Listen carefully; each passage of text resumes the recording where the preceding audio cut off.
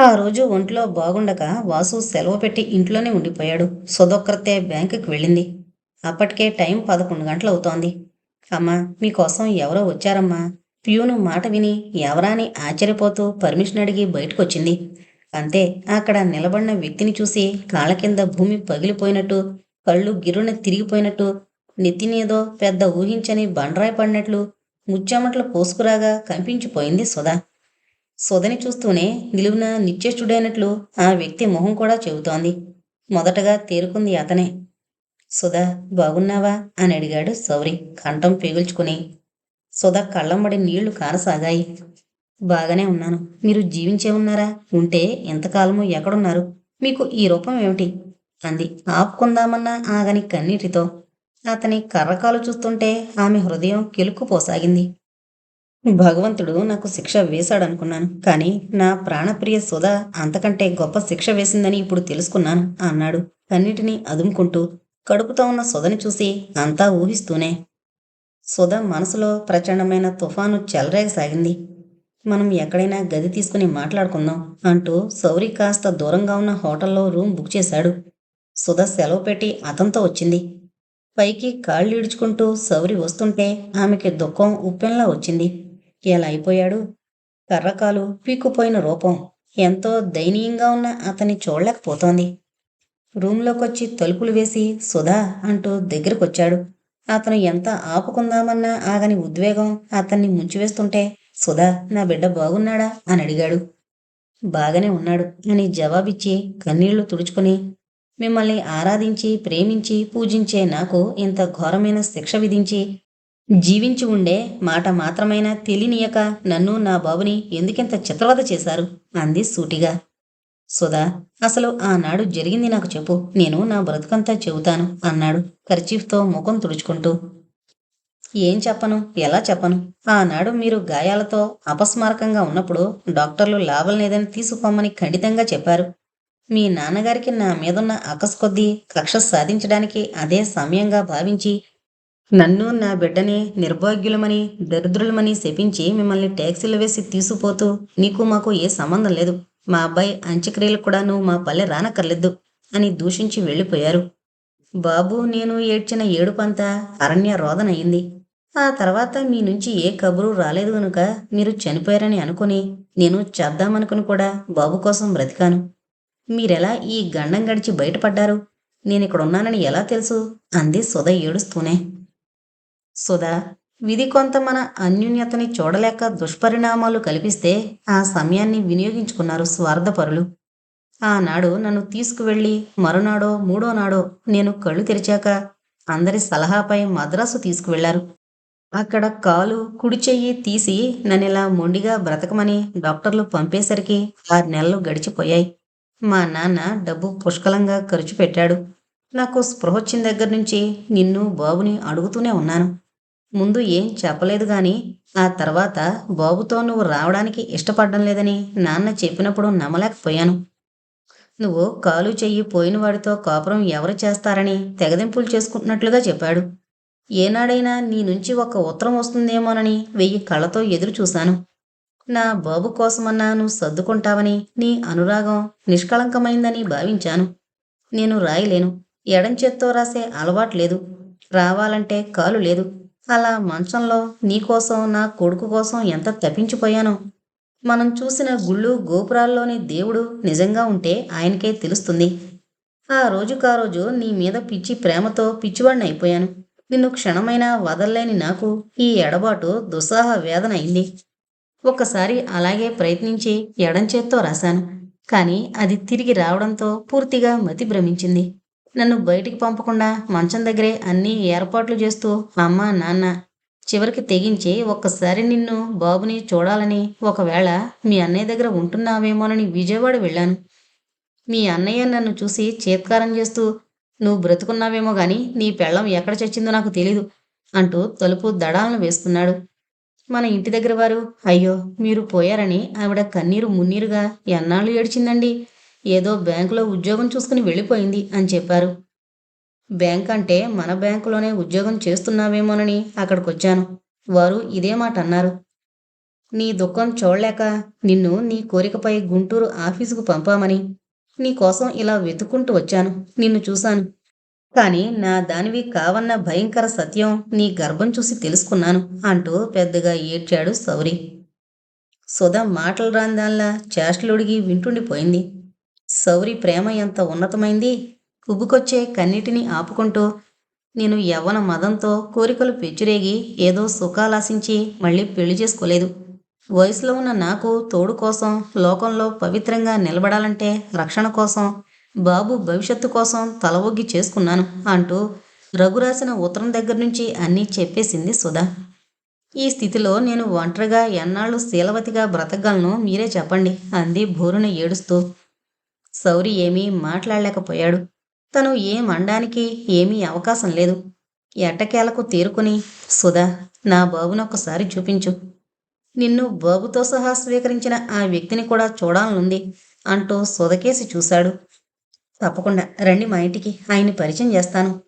సుధ మాటకి సౌరి హృదయం బాధగా ఆక్రోశించింది. అవును, తనిల్లు, సొదిల్లు కాదిప్పుడు. తన స్థానం తనది కాదు. ఆమెకి భర్త వేరే ఉన్నాడు. తను కేవలం మట్టిలో కలిశాడనుకుని కలవకుండా పోయిన సౌరి మాత్రమే. సుధ అతని పాదాలకి నమస్కరించి నన్ను క్షమించండి అంది దీనంగా. తటాలను ఒక చేత్తో ఆమెని బలంగా పైకి లాక్కుని అందిన చోటల్లా ముద్దులతో ముంచివేశాడు. అతనిలో క్షణ క్షణమా ఉద్రేకం వెల్లువలా వస్తోంది. ఇన్నాళ్ళు నోచని సాన్నిధ్యం, ఆమె వెనకే తనకందించిన సుఖం అన్నీ ఒక్కుముడుగా వచ్చాయి. ఒక్క చేత్తోనైనా ఆమెని బలంగానే అదుముకున్నాడు. సుధా, అతని కళ్ళల్లో రగులుతున్న కాంక్షని పసిగట్టిన సుధా ఏం చెయ్యాలో తోచందాల్లా అయిపోయింది. ఆమె ఏదో అనేలోగానే సౌరి మంచం మీదకు నెట్టి ఆమెని వశపరుచుకున్నాడు. అతని ఉద్రేకం చల్లార్చుకున్నాడు. సుధ పిచ్చిదానిలా చూడడం తప్ప ఏమీ అనలేకపోయింది.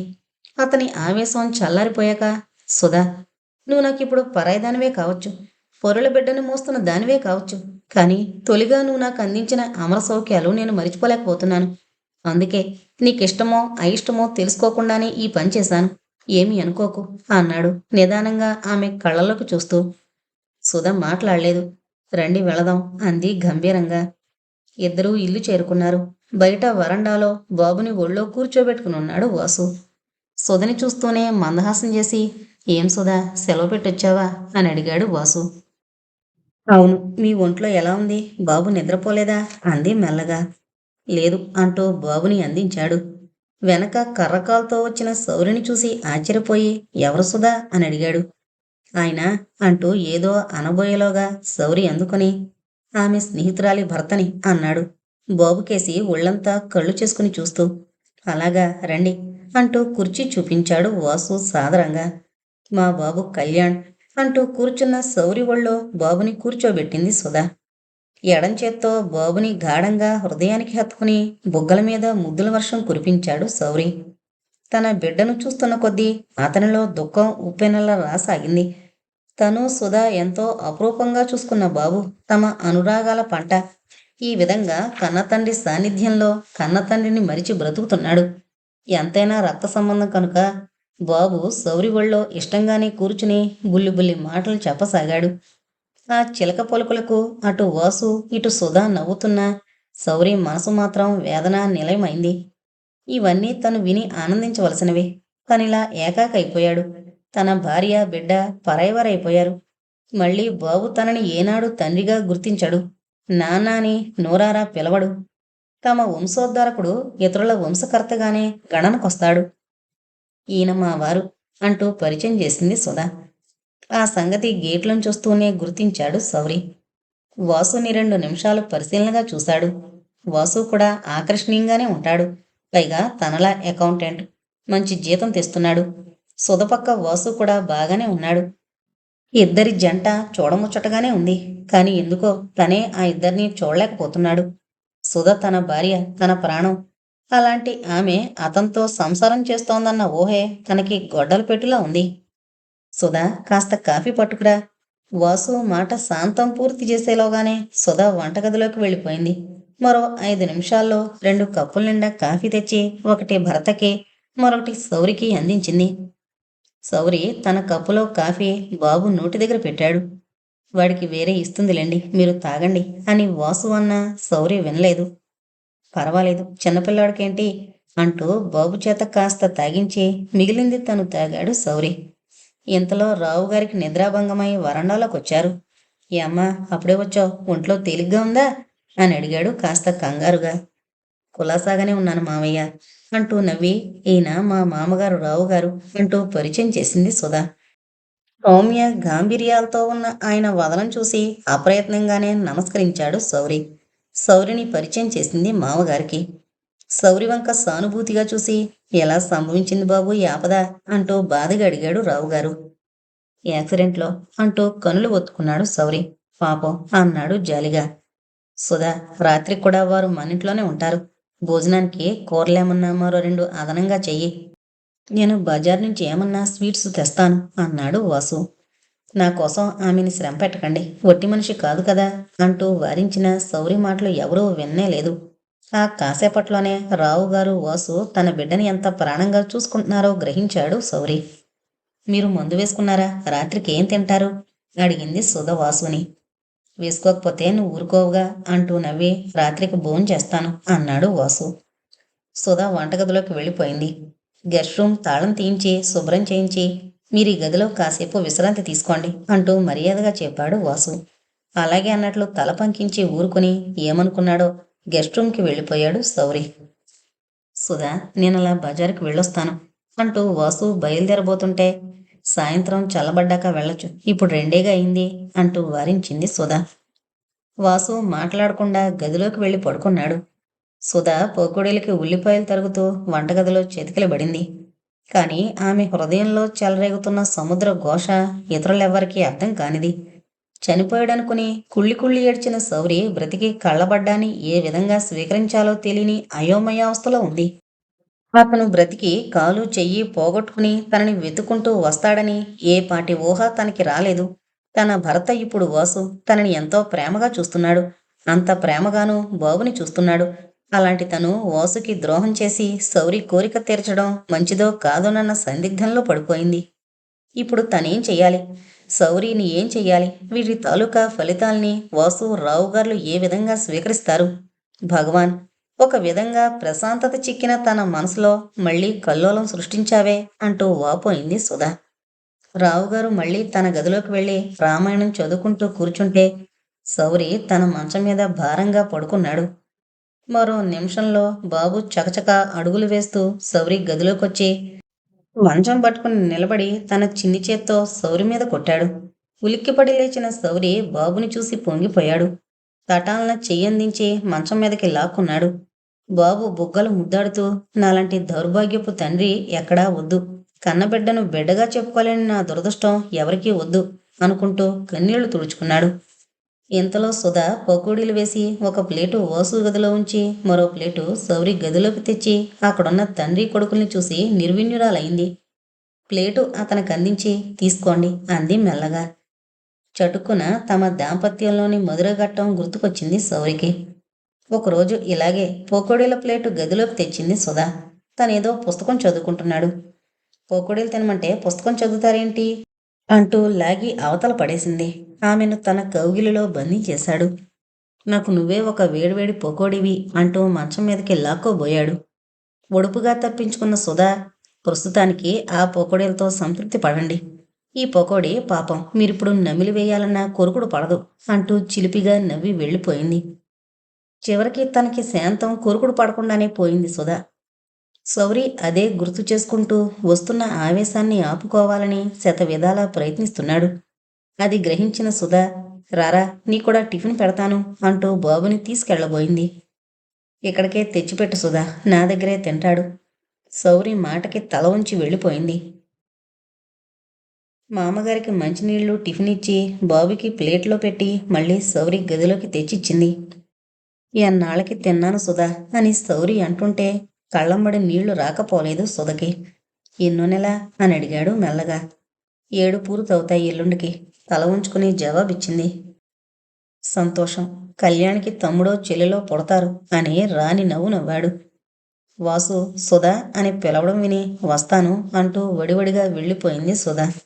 సుధా, నువ్వు కూడా తిను వాసు కంఠం ఆప్యాయంగా ధ్వనిస్తోంది. నాలుగయ్యేసరికి సుధా నేను బజారుకి వెళ్ళొస్తాను అంటున్న వాసు మాట విని యువతలకొచ్చాడు శౌరి. అతనికి దగ్గరగా వచ్చి బాబుకి మంచి డ్రెస్సు, సుధకి మంచి చీర తీసుకురండి అంటూ 200 రూపాయల నోట్లు అందించాడు శౌరి. ఎందుకివన్నీ? ఆశ్చర్యంగా అడిగాడు వాసు. బాబు చిన్నవాడు, వాడికి నేను ఏమీ తీసుకుని రాలేదు కూడా. సుధ గర్భవతి, పాపం ఆమెకి స్వీట్ అన్నా ఇవ్వలేదు అంటూ బలవంతంగా వాసుని ఒప్పించి పంపాడు శౌరి. స్వీట్సు, మల్లెలు, చీర, బాబుకి డ్రెస్సు అన్నీ తీసుకుని 6:30కి ఇంటి ముఖం పట్టాడు వాసు. చీరని సుధకిచ్చి కట్టుకురమ్మనండి, బాబుకి డ్రెస్సు వేయమనండి అన్నాడు శౌరి. సుధ అలాగే బాబుని ముస్తాబు చేసింది. తను చీర కట్టుకుని మల్లెలు దండ కట్టుకుని పెట్టుకుంది. ఆ రాత్రి చీర, ఆ ముస్తాబులోనే సుధ అందరికీ భోజనం వడ్డిస్తుంటే కళ్ళు తిప్పుకోలేకపోయారు వాసు, శౌరి కూడా. చిలిపి శృంగారాల ప్రతిరూపమైన శౌరికి సుధ అందం ఉన్మత్తుని చేస్తూ ఆ అందాల వల్లి పొందు కోసం తపించిపోయింది అతని హృదయం.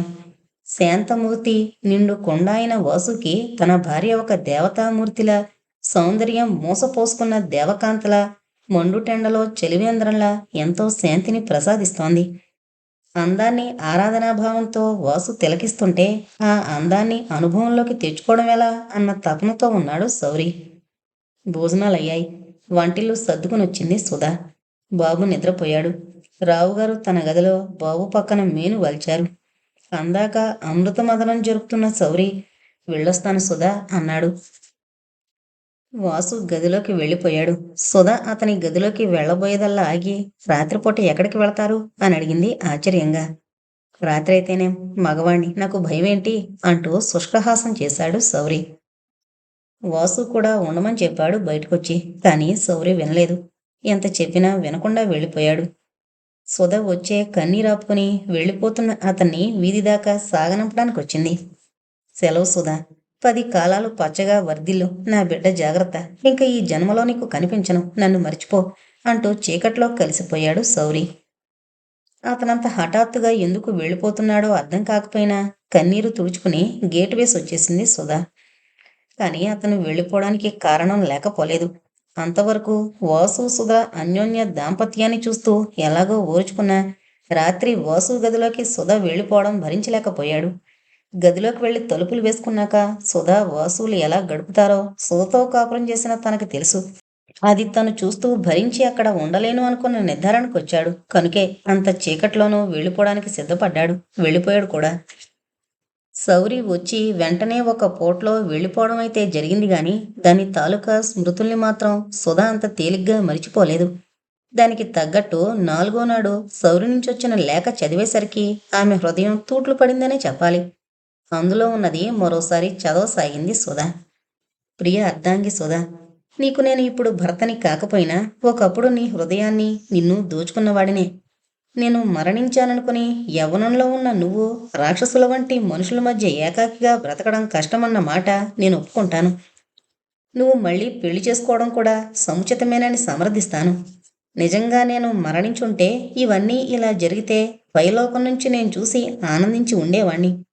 కానీ నేను గంపిడాసతో కాలు చెయ్యి పోయిన నాకు సహృదయంతో అండగా నిలిచి కాలు చెయ్యి అయ్యి నన్ను, నా బాబుని ఒక చోటుంచి ఉత్తమ ప్రేమమూర్తివై మా జీవితాలకు ఒక చొక్కానివవుతావని వచ్చాను నీ దగ్గరికి.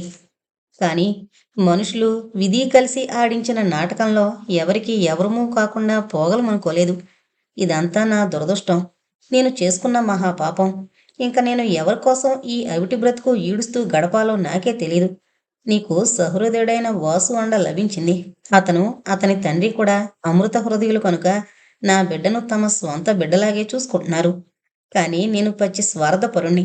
అదే నేనైతే మరొకరికి నువ్వు కన్న బిడ్డను చచ్చినా స్వీకరించగలిగేవాణ్ణి కాను. నువ్వు అతని వల్ల గర్భవతివైతేనే నేను చూసి ఆనాడు భరించలేకపోయాను.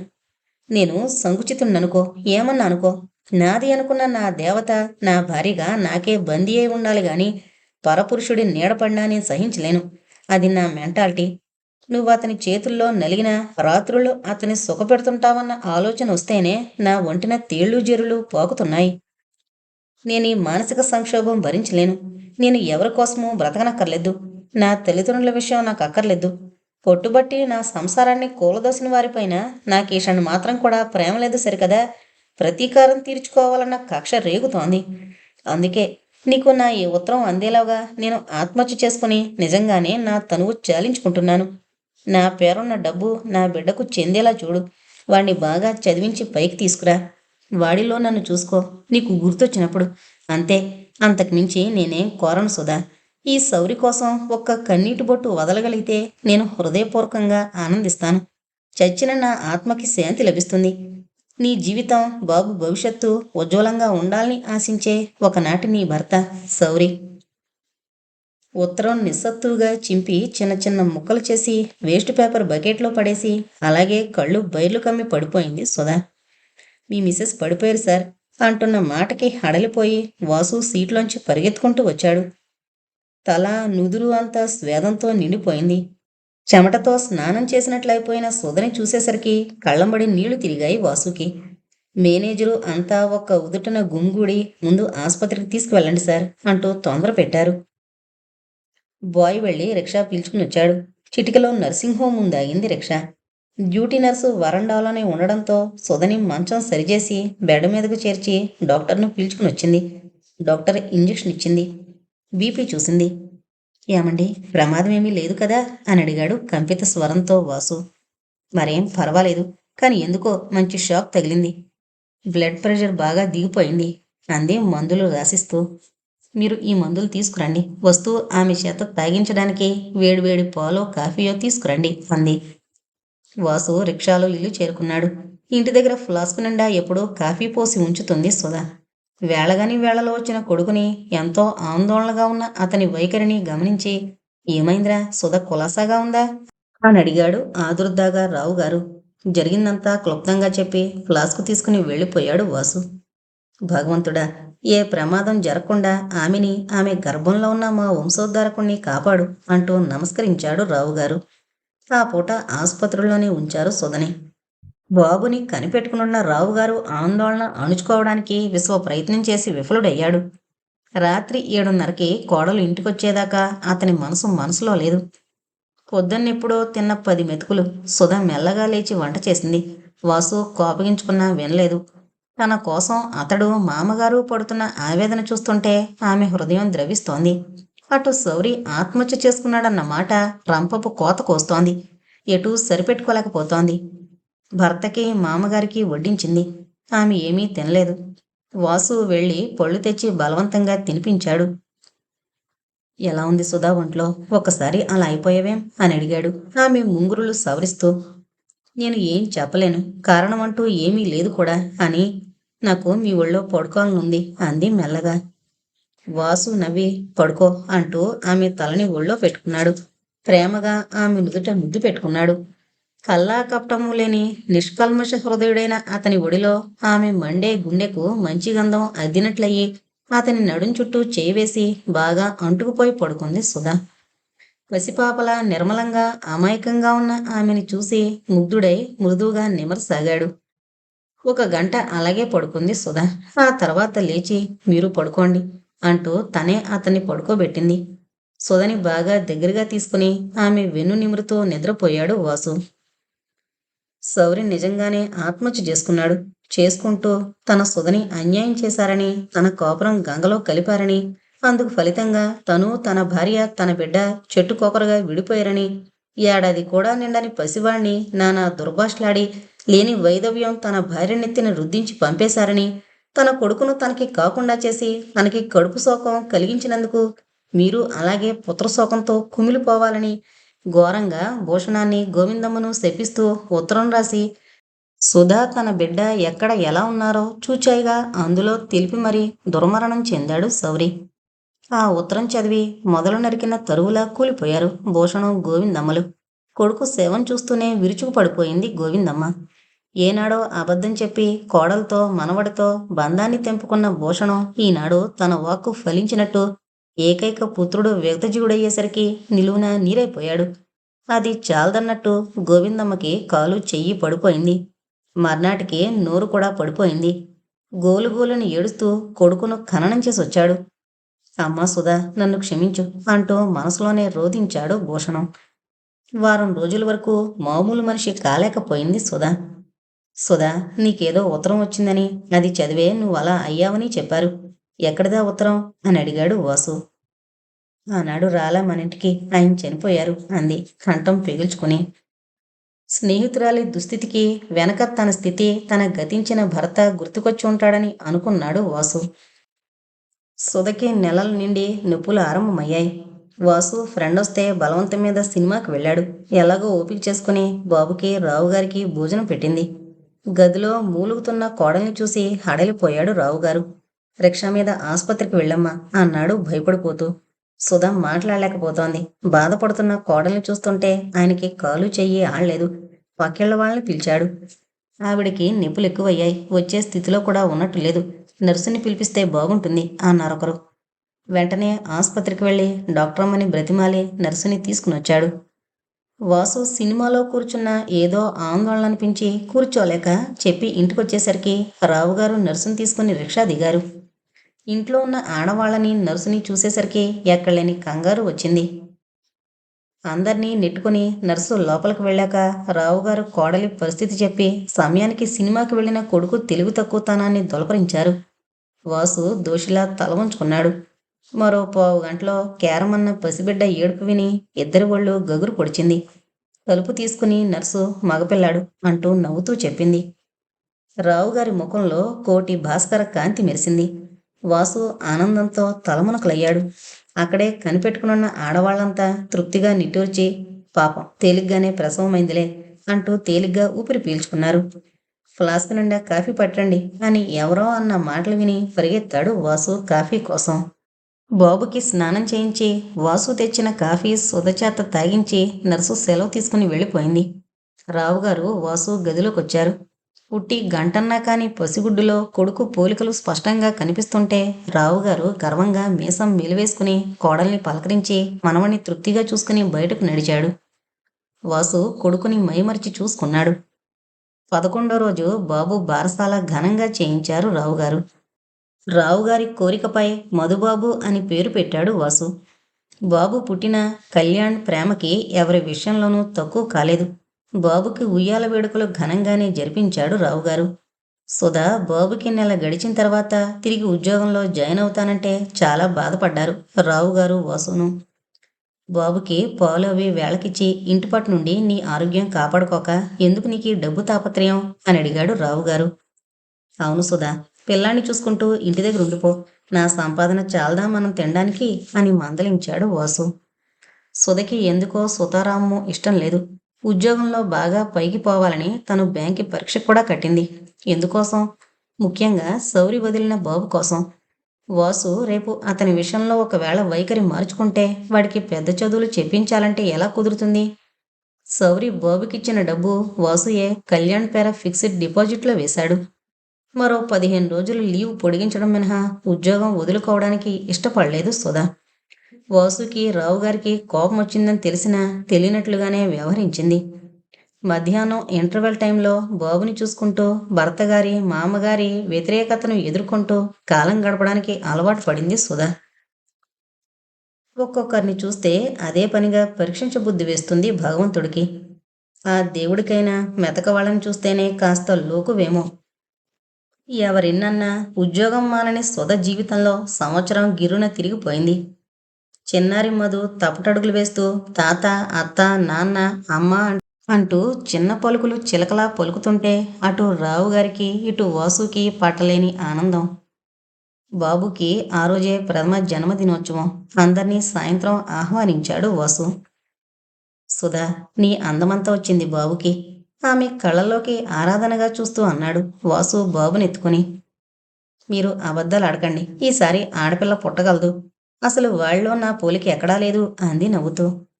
అదా తమకి ఉక్రోషం అంటూ నవ్వాడు వాసు. కొడుకు కోడలి సంభాషణకి నవ్వుకున్నారు రావుగారు. పైన డాబాపై రంగురంగుల బల్బులు అమర్చి టేబుల్స్, చైర్స్ అన్నీ వేసి వచ్చిన వారందరినీ ఆహ్వానించారు సుధా, వాసులు. ఆనాడు వాసు మంచి డ్రెస్ వేశాడు. సుధా మంచి చీరలో ముస్తాబైంది. కనుల పండువుగా ఉన్న ఆ జంటని, ఆ జంట పంటని అంతా విప్పారిత నేత్రాలతో తిలకించారు. అందరికీ షడ్రసోపేతమైన విందు జరిగింది. బాబుకి ప్రతివారు తలా ఒక గిఫ్ట్ తెచ్చారు. ముద్దుగా ఉన్న మధు అందరి ఒళ్ళోకి మారాడు. ఎంతో శుభంగా, మరెంతో ఆనందంగా విందు ముగిసి అంతా సెలవు తీసుకున్నారు. చివరగా రావుగారు, సుధా, కళ్యాణ్, వాసు అంతా భోజనాలు చేశాక కిళ్ళి నములుతూ ఇంకీ లైట్లన్నీ తీసేద్దాం, చాలా బడలెక్కగా ఉంది, కాసేపు పడుకోవచ్చు అంటూ విప్పతీసాగాడు వాసు. బాబు ఒళ్ళో నిద్రపోవడం చూసి ఎత్తుకుని కిందకు దిగింది సుధా పడుకోబెట్టి రావాలని. లైట్లు బాగా ఎత్తుగా ఉన్నవి అందుకోవాలన్న తలంపుతో పెట్టగోడెక్కి ఆ లైట్లు తీస్తున్న వాసు చీకట్లో సరిగ్గా ఆనక ఇంకా గోడుందని భావించి కాలు ముందుకు వేసి కింద నేల మీదకు కుప్పకూలిపోయాడు. సుధా చచ్చిపోయా అంటూ అతను పెట్టిన గావు కేక విని బాబుని అలాగే వదిలొచ్చిన సుధా, కళ్యాణ్ చేయిపుచ్చుకుని గదిలోంచొచ్చిన రావుగారు రక్తంలో తడిసి ముద్దలు గిలకడుతోన్న అన్న వాసును చూసి గుండెలు బాదుకున్నారు. ఇదేం పనండి, ఎందుకెళ్లారండి అంటూ సుధ పెడుతున్న కేకలకి, పిచ్చిదాన్లా ఏడుస్తున్న ఏడుపుకి నిద్రకుపక్రమించిన వారంతా ఇరుగు పొరుగు గుమిగూడారు. గుండెలవిసేలా ఏడుస్తూనే సుధా, రావుగార్లు రిక్షాలో ఆసుపత్రికి తీసుకెళ్లారు వాసుని. కానీ సుధని ఏదో ఉద్ధరించాలని, ఆమె జీవితం చిగురింపజేయాలని ఎంతగానో ఆరాటపడిన వాసు ఆమె నుదుట కుంకుమ చెరిపేస్తూ దారిలోనే ప్రాణం వదిలాడు. ఆసుపత్రికి తీసుకెళ్లిన ఫలితం లేక ఆ రిక్షాలోనే ఇంటికొచ్చారు. అరగంట కిందట పుట్టినరోజు వైభవంగా జరిపి కనుల పండుగగా తిరిగిన జంట త్రుటి కాలంలో ఎడబాటైపోయింది. వాసు మరణ వార్త విని బ్యాంకులో అంతా కొయ్యబారిపోయారు. ఏకైక పుత్రుని కోల్పోయిన రావుగారిని, భర్తని కోల్పోయిన సుధని ఓదార్చడం ఎవరి వల్ల కాలేదు. తను కన్నెపిల్లగా ఉన్నప్పుడు వలచి పెళ్లాడిన సౌరే మరణించి తన బ్రతుకుని నట్టేట ముంచాడనుకుంటే, తన బిడ్డకు తండ్రిగా, తనకి భర్తగా నిండు మనసుతో వచ్చిన వాసు తన ప్రతిరూపాన్ని వదిలి 2 ఏళ్ల సంసారం చేసి ప్రాణప్రదంగా చూసుకుంటూనే ఘోరమైన శిక్ష విధించి తప్పుకున్నాడు. వాసు మృత శరీరాన్ని ఒళ్ళో పెట్టుకుని గుండె పగిలేలా ఏడుస్తోన్న కోడల్ని చూసి మరింత కుమిలిపోయాడు రావుగారు. పిల్లలిద్దరూ బేతావాహంగా తల్లికి చెరోపక్క నిలబడి చూస్తుంటే అతని గుండె తరుక్కుపోయింది. ఈ క్షణం నుంచి ఈ పిల్లలిద్దరూ తండ్రి లేని వారయ్యారు. తల్లి పాలనలో బ్రతకాల్సిన పరిస్థితుల్లో పడిపోయారు.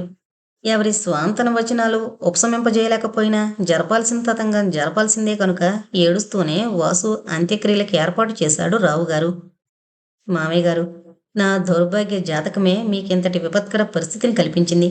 ఆయన నన్ను చేసుకోకుండా ఉన్నా బాగుండేది, చిరంజీవిలా బ్రతికేవారు అంటూ తల గోడకేసి బాదుకుంటున్న కోడలి పొలుకులకి జవాబురాని మూగవాడయ్యాడు రావుగారు. వాసుని తీసుకుపోతుంటే పిచ్చిదాన్లా నన్ను కూడా ఆయనతో తీసుకుపోండి, నేను ఈ జీవితం గడపలేను అంటూ గొంతెత్తి విలపించసాగింది. ఎంతో బలవంతం మీద ఆమెను నలుగురు పట్టుకుని ఆపారు. వాసు చనిపోయి 11 రోజులైంది. భారతదేశం కర్మభూమి కనుక అన్నీ యథావిధిగా జరపవలసిందే కదా. ఏడుపు ఆపుకుంటూ అన్నీ పూర్తి చేశాడు రావుగారు. చేతుల నిండా గాజులు వేసుకుని నుదుటి పెద్ద కుంకుమబొట్టుతో నాజూకైన చీరల్లో అందాలు చెందుతూ లక్ష్మీదేవిలా తిరుగుతుండే సుధలో వైదవ్య చిహ్నాలు పూర్తిగా తోచాయి. వాసు మరణంతో పూర్తిగా మనసు విరిగిపోయింది. రావుగారు కూడా సూర్య నమస్కారాలు అవి చేయడం పూర్తిగా మానేశాడు. ఇప్పుడు ఇద్దరి ఆశ, ఇద్దరి దృష్టి పిల్లలిద్దరిపైనే. కొడుకు ఇచ్చిపోయిన మధు ఆయన జీవిత సర్వస్వం అయ్యాడు.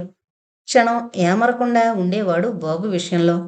ఉద్యోగంలో తిరిగి సుధ ప్రవేశిస్తుంటే, నువ్వు ఆనాడు మానమంటే మానలేకపోయిన ఈ ఉద్యోగమే తల్లి నీకు నీ బిడ్డలకు దిక్కయింది అని రావుగారంటుంటే వెక్కి వెక్కి ఏడ్చింది సుధ. మామగారిని, 2 పిల్లలను కంటికి రెప్పలా చూసుకోవడం, ఉద్యోగం వీటిపైనే పూర్తిగా దృష్టి కేంద్రీకరించింది. మనుషుల్ని నమ్మినా మోసం చేస్తారు, భగవంతుడిని నమ్మినా మోసమే చేస్తాడని మరోసారి అనుకుంది సుధ వాసు ఫోటోకి పూలదండ వేస్తూ. ఇంతటితో అంధకారంలో ఆశాకిరణం అనే నవల కంప్లీట్ అయిందండి. దయచేసి మన ఛానల్ను సబ్స్క్రైబ్ చేసుకోగలరు. Thank you.